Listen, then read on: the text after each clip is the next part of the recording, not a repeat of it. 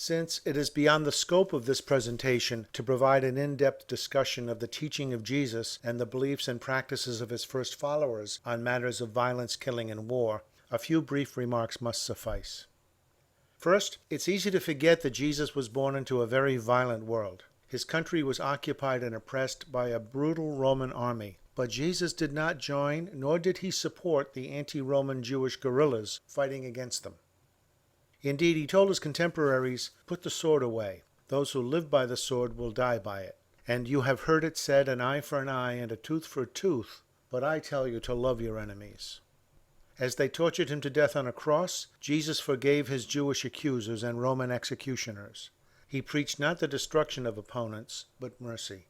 Not the infliction of suffering and pain on enemies, but patient, nonviolent endurance. Second, it is clear how the early church interpreted Jesus' message about and practice of nonviolence. Without exception, all early church leaders rejected violence, killing, and war, even in self-defense. For example, Church Father Tertullian wrote, "By taking away Peter's sword at the time of Jesus' arrest, the Lord disarmed every soldier." The earliest Christian catechism known, a book called the Didache, lists soldiering as a profession forbidden for Christians. It teaches that any soldier wishing to be baptized must first resign his commission. We actually have the trial record of a young 3rd century Christian named Maximilian of Tebessa in modern-day Algeria.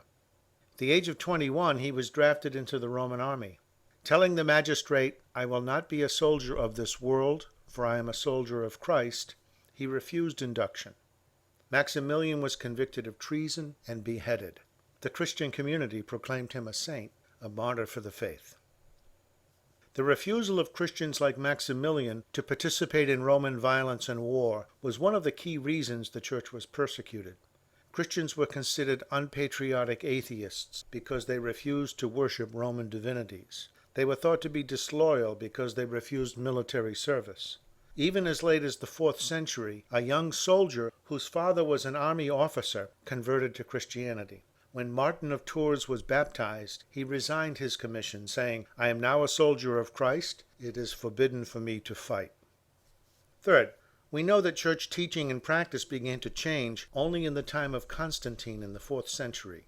After the probably apocryphal Edict of Milan, which recognized and legalized Christianity, in many ways the church rather quickly aligned itself with the Roman Empire.